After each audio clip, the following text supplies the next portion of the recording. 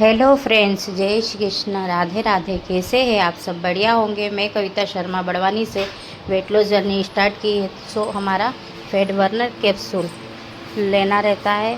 उसके बाद थोड़ा सा घर का झाड़ू वाड़ू के थोड़ा सी वॉकिंग, उसके बाद नहा धो के अपना ब्रेकफास्ट कंप्लीट करना होता है। तो मिलते हैं आगे।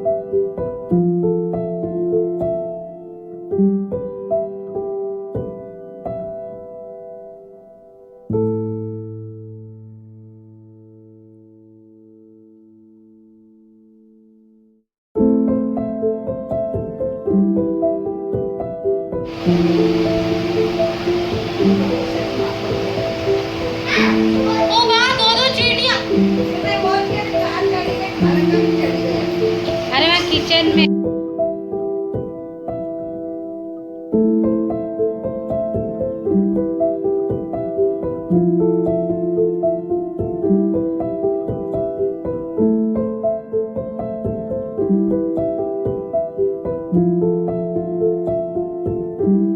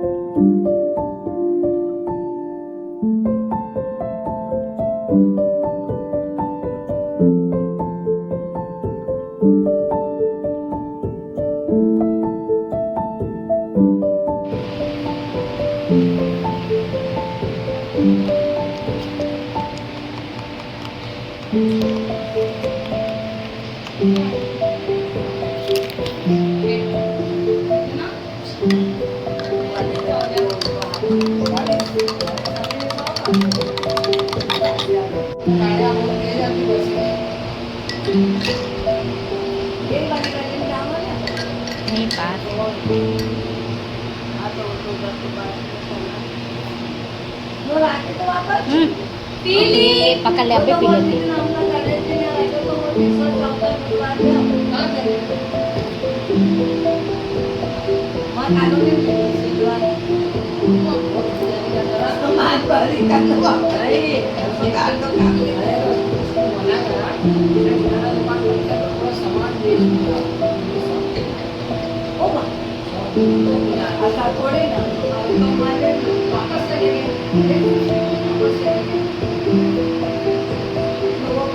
मान लो आप एक पिता हो और आपने अपने बेटे को 5,000 रुपए दिए और कहा कि बेटा जा नए कपड़े खरीद कर लिया, कल हमें एक पार्टी में जाना है।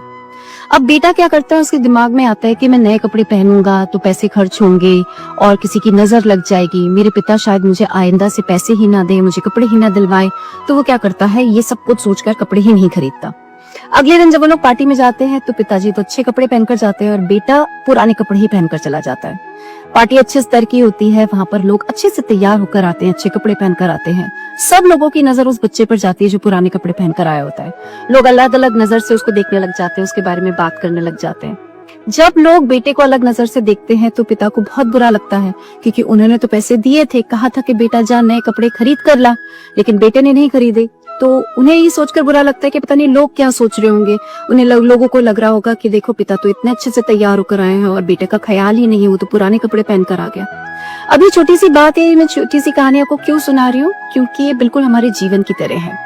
जब भगवान आपको जीवन में पैसे देते हैं तो आप खर्चा नहीं करते, अच्छे कपड़ों पर, अच्छे खाने पर, बाहर घूमने जाने पर या किसी भी चीज पर। आप पैसे को बचा बचा कर रखते हो, जैसे वो बच्चा रख रहा था। आप दिखाना नहीं चाहते क्योंकि आपको लगता है कि नजर लग जाएगी। आपकी तो ये सोच है।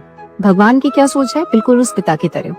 पिता थोड़ा सा शर्मिंदा हो रहा है, पिता को थोड़ा सा बुरा लग रहा है। वो ये सोच रहा है कि मैं अगली बार से इसको पैसे ही नहीं दूंगा, क्योंकि ये तो खर्चा ही नहीं करता। लोगों के बीच तो मेरा नाम वैसे ही बदनाम हो रहा है, तो कोई बात नहीं, अच्छा है, रहने दूंगा, मैं इसको अगली बार से पैसे ही नहीं दूंगा। तो उस पिता की तरह ही भगवान की भी सोच हो जाएगी। तो अगर आपको भगवान आपको धन दे रहे हैं लेकिन आप भगवान की कद्र नहीं कर रहे, उनकी नेमत की कद्र नहीं कर रहे, छोटा दिल लेकर जी रहे हो, ना खुद पैसे का मजा ले रहे हो, ना परिवार को कोई खुशी दे रहे हो, तो भगवान भी वो नेमत देना बंद कर देंगे। अगर वो बच्चा अच्छी शर्ट पहनकर चला गया होता पार्टी में, कोई बोलता उसको कि वाह बेटा बहुत अच्छी शर्ट लग रही है, तो वो क्या कहता, मेरे पिताजी ने मुझे दिलवाई है। और ये सुनकर पिताजी बड़े खुश होते, अगली बार से शायद उसको 2 शर्ट और दिला देते। बिल्कुल वैसे ही आपने अच्छा घर बना रखा है, आप अच्छे से रहते हो, आप जीवन का आनंद लेते हो, और कोई कहता है कि देखो कितना अच्छा जीवन है इसका, कितना अच्छा घर है, कितने अच्छे से रहता है, आप क्या बोलोगे, ऊपर वाले ने दिया है, भगवान ने दिया है। तो इस सुनकर भगवान भी खुश होंगे, उनको लगेगा कि हाँ ये मेरी दी हुई चीजों की नेमत की कद्र कर रहा है, इसको और दो, तो आपके घर में और बरकत आएगी और नेमत आएगी प्रभु की। तो खुलकर आनंद लो जीवन का, खुलकर जियो, कम होने या नजर लगने की डर से मत जियो, वरना उस पिता की तरह ऊपर वाला भी आपको देना बंद कर देगा। हो सकता है कि आप जिम्मेदारियों के चलते खर्चा करने से घबराते हो, तो एक छोटी सी बात को समझो, जब भी आप 1 रुपया भी खर्च कर रहे हो ना, तो मन में पहले तो आभार प्रकट करो भगवान को, और दूसरा ये सोचो कि ये 1 रुपया आप मेरी तरफ से बाहर जा रहा है ना, ये 1 करोड़ बनकर मेरे जीवन में वापस आएगा। तो खुश रहो, सेहतमंद रहो और अपनी हर मनोकामना को पूरा करो। वो दिल कहाँ से लाऊं, तेरी याद जो भुला दे, मुझे याद आने वाले कोई। Download ShareChat.